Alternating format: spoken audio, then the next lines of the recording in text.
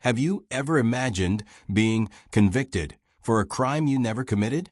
Marcelo Santos woke up as an accountant and went to sleep as a murderer.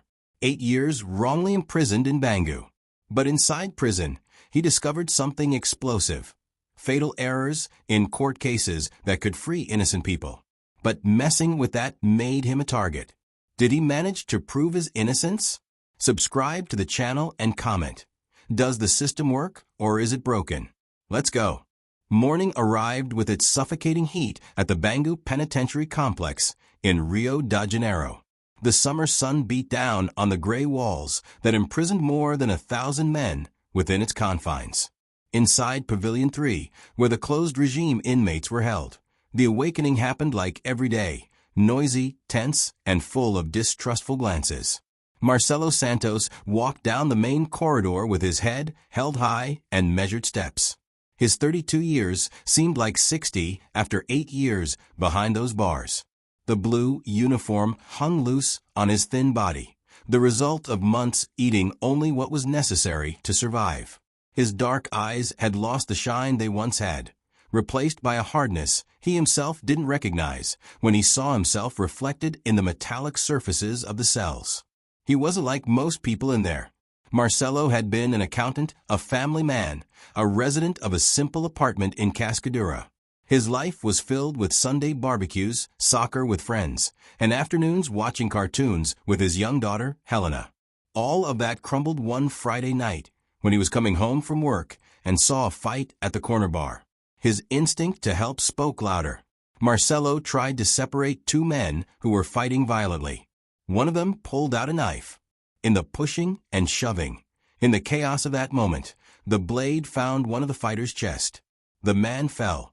Blood spread across the dirty sidewalk floor. And Marcelo, still holding the attacker's arm, was seen by witnesses as the one who delivered the fatal blow.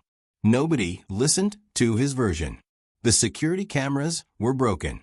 The witnesses, all intoxicated, swore they saw Marcelo stab the young man. The court-appointed lawyer barely looked at the case. The judge, tired and indifferent, sentenced him to 8 years for voluntary manslaughter. Marcelo tried to scream his innocence in the courtroom, but the guards dragged him away in handcuffs while his wife cried in the gallery. Inside the penitentiary, Marcelo quickly learned the unwritten rules. Don't look anyone in the eyes for too long. Don't accept favors. Don't trust guards. Don't talk about your family. Stay invisible. Survive. Just that. On that specific morning, as he headed to the cafeteria, Marcelo noticed strange movement. Groups were whispering in corners. Guards exchanged worried glances. Something was about to happen. He felt it in his bones. The tension in the air was palpable, like electricity before storm. In the cafeteria, Marcelo grabbed his tray with watery rice, thin beans, and a piece of meat that looked like cardboard. He sat at a distant table, as he always did. That's when Wellington approached. Wellington was respected, one of the pavilion's veterans. Black, tall, with scars that told stories he never shared. Marcelo knew him by sight, but they had never talked. Wellington sat down in front of him without asking permission.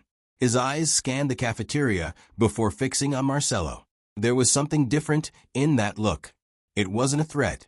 It was urgency. You're the accountant, right? Wellington asked with a deep voice. Marcelo nodded slowly, suspicious. Nobody in there was just polite. Every gesture had a purpose. I need you to help me with something. It's important, Wellington continued, keeping his voice low. I don't get involved in anything, Marcelo responded, returning his attention to his plate. Wellington leaned forward.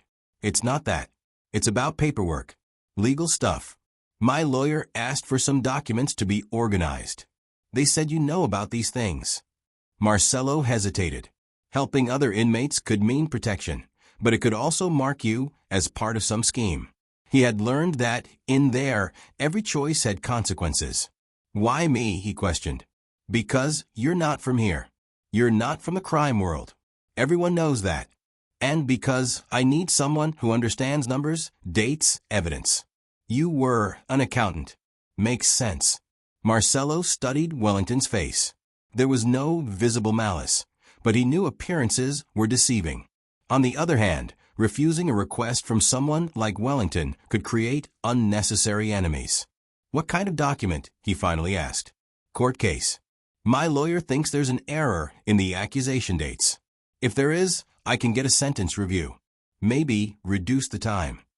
Marcelo knew that hope well. He himself had spent months analyzing his own case, looking for loopholes, errors, anything that could change his fate. He never found anything.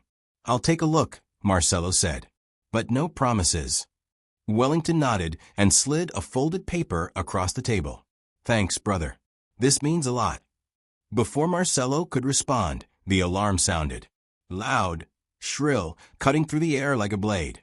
Everyone in the cafeteria froze. The guards ran to the doors. Screams echoed through the corridors. And then came the announcement over the loudspeaker, the director's metallic voice echoing through the walls. Total lockdown. All inmates return to cells immediately. I repeat, total lockdown. Wellington and Marcelo looked at each other. Lockdown only happened in emergencies. Rebellion, escape, or something worse. Marcelo tucked the paper in his pocket and followed the flow of inmates marching back to their cells. The atmosphere had completely changed. What was tension was now controlled panic. Guards shouted orders. Batons beat against bars. Back in his cell, Marcelo sat on the concrete bed and took a deep breath. He took out the paper Wellington had given him. They were copies of court documents, full of stamps and signatures. He began to read carefully, his trained eyes scanning the lines, looking for inconsistencies. And that's when he saw it. A date that didn't add up. A document signed on a Tuesday that, according to the case, should have been Saturday. A small error, perhaps a typo. But it was an error. And errors, Marcelo knew, could change everything. He looked at the bars of his cell, then at the paper in his hands. For the first time in 8 years, something besides survival occupied his mind. Hope. The lockdown lasted 3 days. 3 days locked in the cell 23 hours a day, only coming out for a quick, supervised shower. 3 days of heavy silence, interrupted only by whispered conversations between cells and dry orders from guards. Nobody knew exactly what had happened. Rumors ran of a frustrated escape attempt, of weapons found, of corruption allegations among prison officers. Marcelo took advantage of the time to study Wellington's documents. The more he read, the more errors he found. They weren't just inconsistent dates. There were also witnesses who claimed to have seen events at impossible times, police reports with contradictory information, even a signature that looked forged. It was as if the case had been put together hastily, without care, without attention to detail. This made him think about his own case. Were there similar errors in his case? For years, he had tried to find something, anything, but always with the eyes of a desperate man. Now, with his mind trained by analyzing Wellington's case, Marcelo began to wonder if he hadn't missed something important. When the lockdown finally ended, the routine returned. But Marcelo was no longer the same. There was something different in his steps, in his gaze.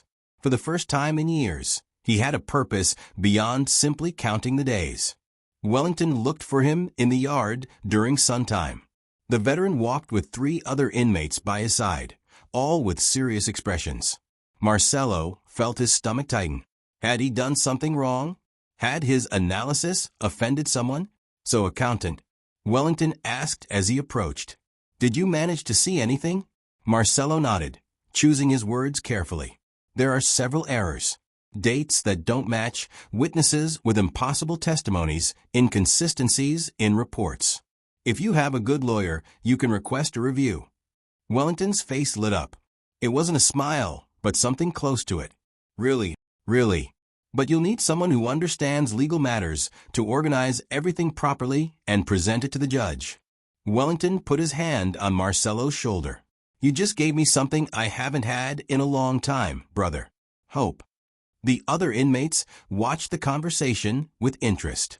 One of them, thin and full of tattoos, stepped forward. "Hey, can you look at everyone's cases? Like do this for more people?" Marcelo didn't expect that question. I don't know. That would be a lot of work. We'll pay, the tattooed one insisted. With whatever we have. Cigarettes, protection, favors. In here, information is worth more than money. Wellington intervened. Easy, Kiko. Let's not pressure the guy. He looked at Marcelo. But Kiko's right. There are a lot of brothers here who were tried wrong, you know? Lousy lawyer, poorly done case. If you can help, you'll have a lot of respect in this place. Marcelo thought quickly. Respect meant protection. Protection meant survival. But it also meant involvement. The more you got involved, the more you stayed trapped in that place, even without bars. Let me think about it, he responded. That night, lying on his narrow bed, Marcelo struggled with conflicting thoughts. Part of him wanted to help. After all, he knew what it was like to be imprisoned unjustly, or at least without all the necessary evidence. He knew the desperation of watching the days pass, without hope of change. But another part of him, the part that had learned to survive, warned of the dangers of becoming too important. The decision came unexpectedly. The next day, during visiting hours, Marcelo received a letter from his daughter Helena. She was 15 now. In the letter, written with careful handwriting, she told about school, about friends, about how much she missed him. But it was the last sentence that hit him like a punch. Dad, the teacher asked what I wanted to be when I grow up. I said I wanted to help people that nobody helps. Like you used to. Marcelo read the sentence 3 times.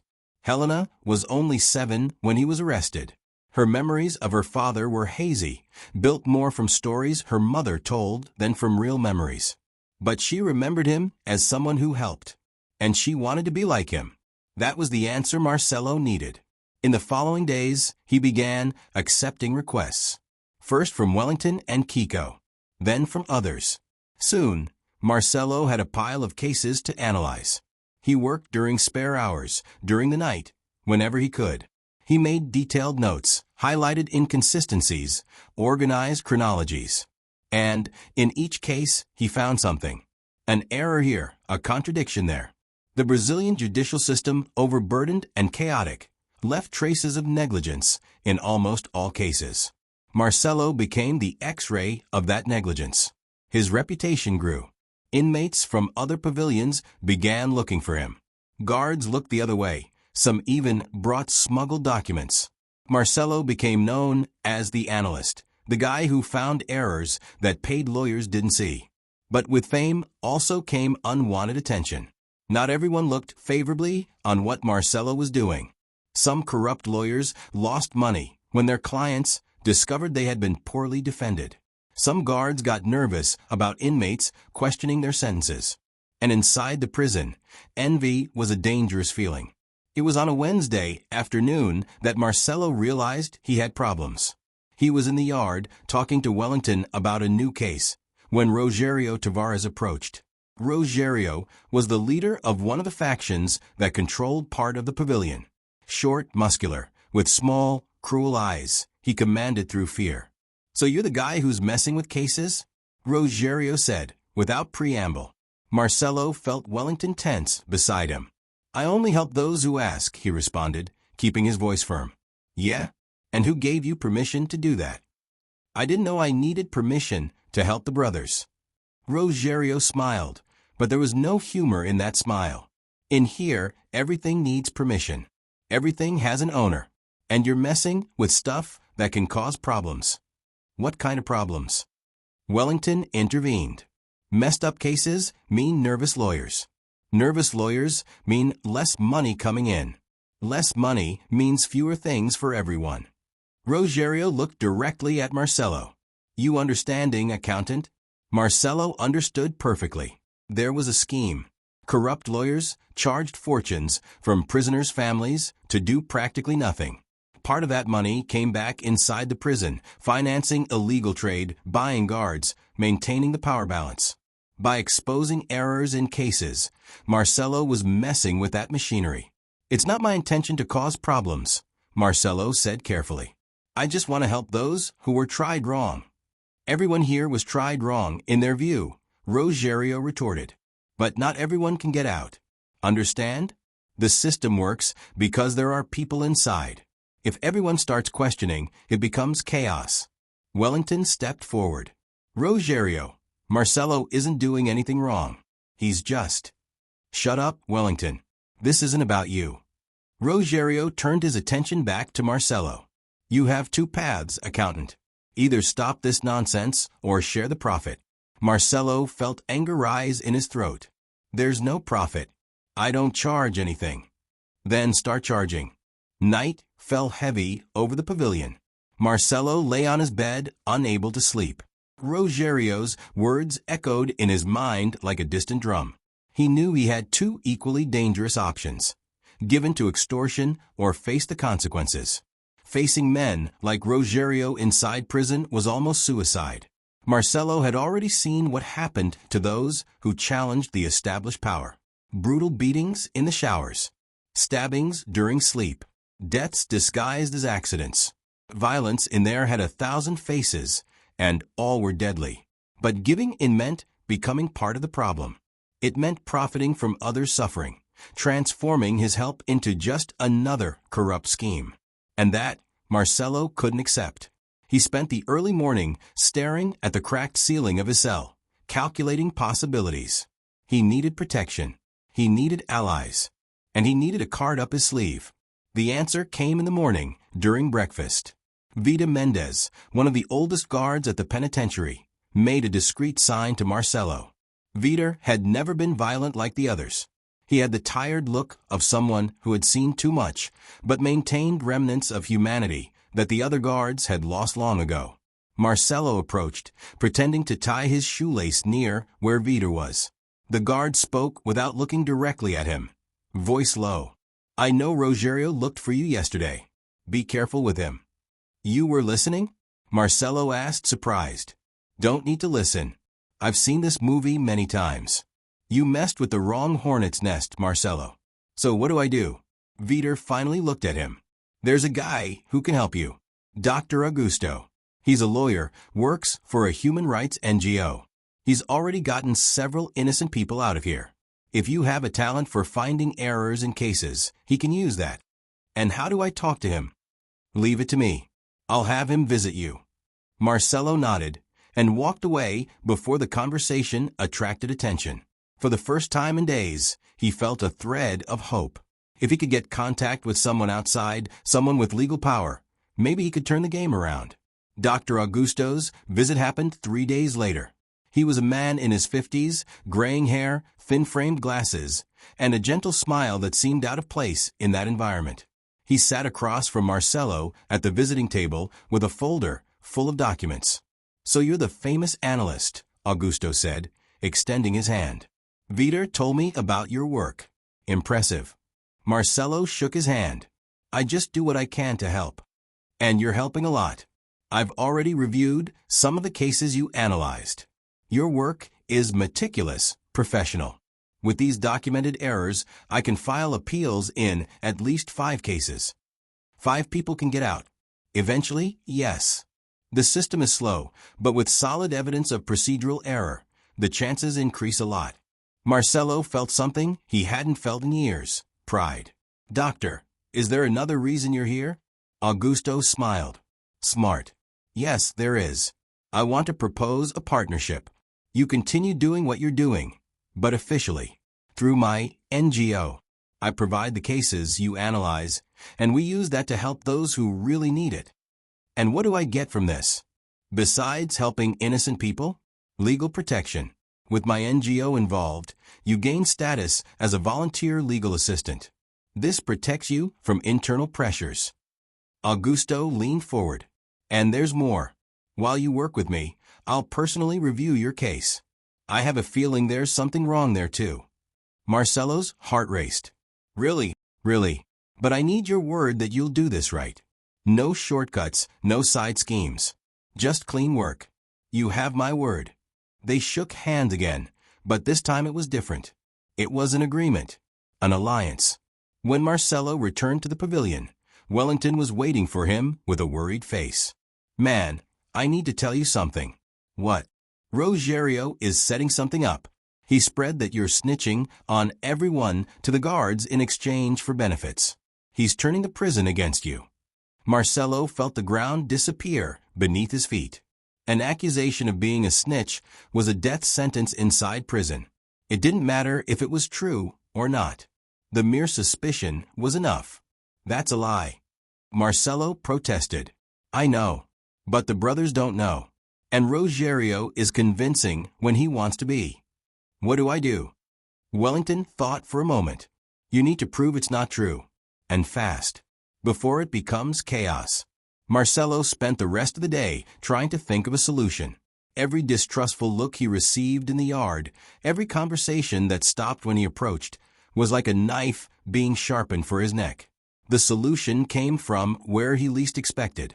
During dinner, Kiko, the tattooed inmate who had been one of the first to ask for help, sat down beside him. Man, I know you're not a snitch, Kiko said, without beating around the bush. How do you know? Because if you were, you would have snitched on everyone a long time ago. Besides, I saw the work you did on my case. Nobody working for the guards would do that so carefully. Thanks for believing in me. But I don't know how to prove that to the rest. Kiko smiled. I know. Rogerio is spreading lies because he's afraid of you. Because if you keep messing with cases, you'll discover that he ordered a killing of a guy outside that was never properly investigated. It's all in his case, but nobody ever looked carefully. Marcelo's eyes widened. You're sure? Totally.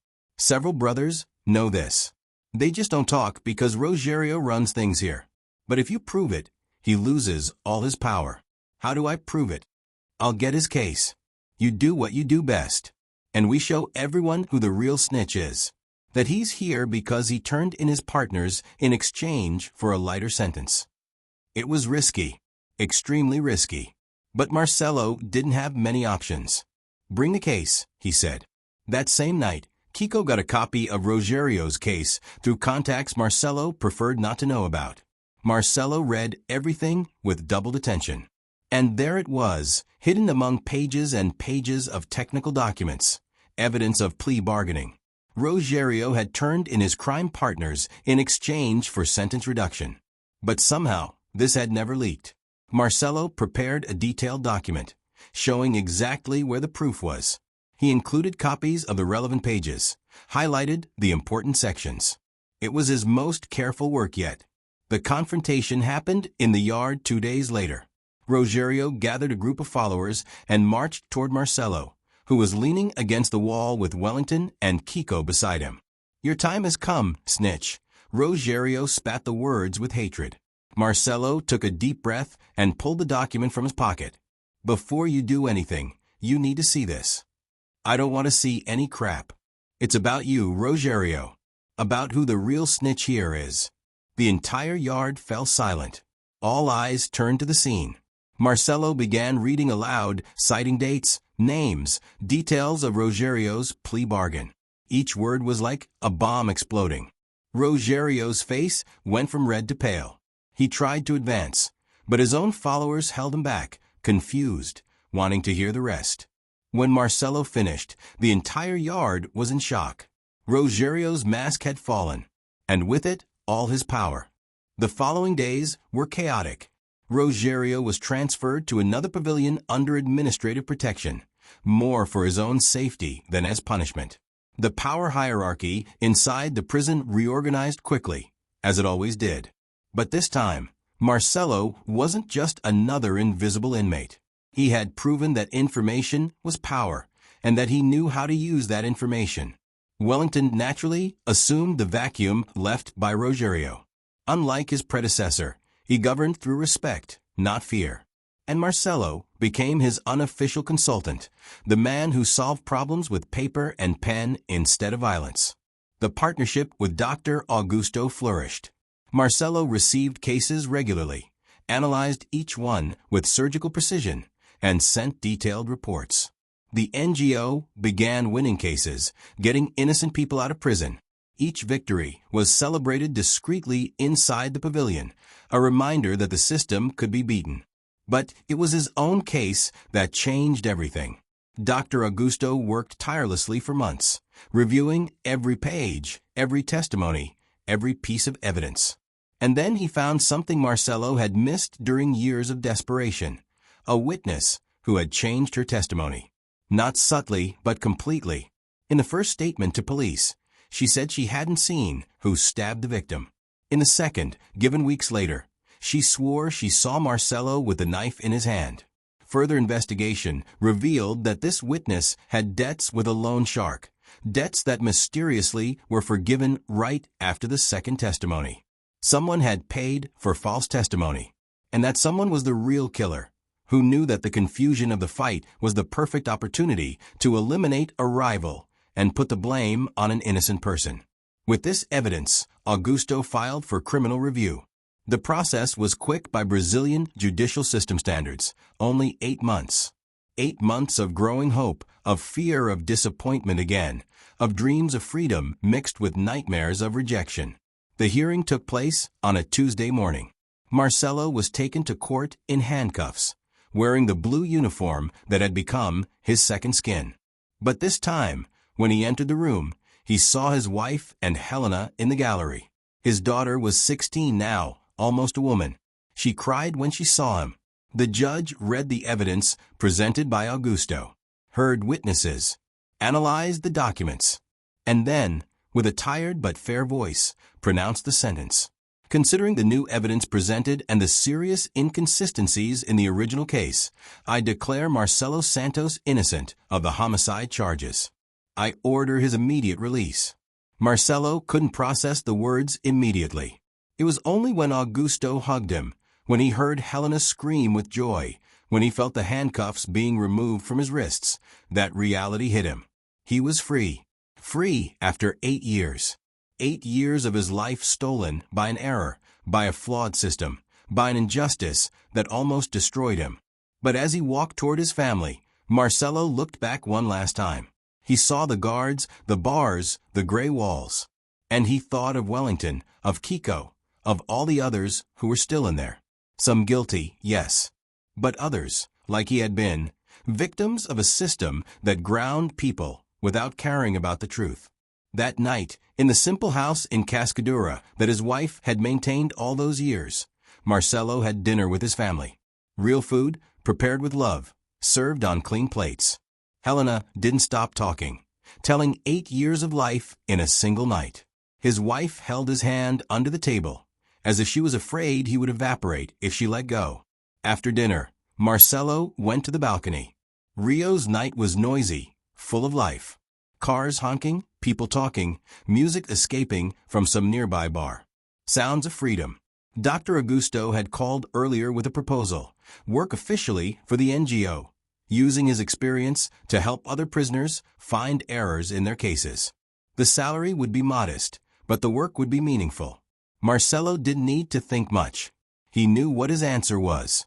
The next day, he started working. His first case was of a 22-year-old accused of drug trafficking. The evidence?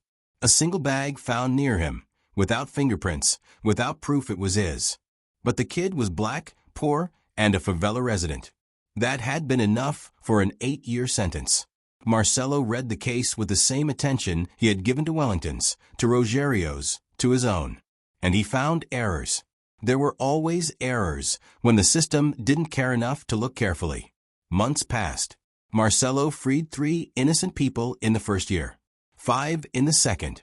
The NGO grew, gained funding, hired more people. But Marcelo continued being the heart of the operation, the man who saw what others didn't see. Helena entered law school. She said she wanted to follow her father's footsteps, help the forgotten. Marcelo cried when she told him, not from sadness, but from pride. One afternoon, 5 years after his release, Marcelo received an unexpected call. It was Wellington. He had gotten his sentence review thanks to the work Marcelo had done back then, and was being released on parole. "Man, I never forgot what you did," Wellington said on the phone, voice choked. "You gave me hope when I had nothing left. And it wasn't just me. You changed that place. We change what we can, Wellington, inside or outside the bars." After hanging up, Marcelo thought about the journey he had traveled. From accounting to the crime he didn't commit, from prison to freedom, from despair to purpose. It had been a tortuous, painful path, full of injustices. But it had also been transformative. He learned that the system was flawed, but not impossible to beat. That hope was the most powerful weapon against despair. That one man alone, armed only with attention to detail and determination, could change lives. That night, Marcelo had dinner with Helena and his wife. The conversation flowed naturally, filled with laughter and plans for the future. For a moment, everything seemed perfect. But Marcelo knew the fight wasn't over. There were still thousands of Marcelos unjustly imprisoned, thousands of destroyed families, thousands of lives paused by errors of an overburdened system. And, as long as there was even one, he would continue working. Because he had learned the hard way, freedom isn't just a right. It's something worth fighting for, day after day, case after case, error after error. And he wouldn't stop until every innocent person had the chance he had. The chance to come home. The end.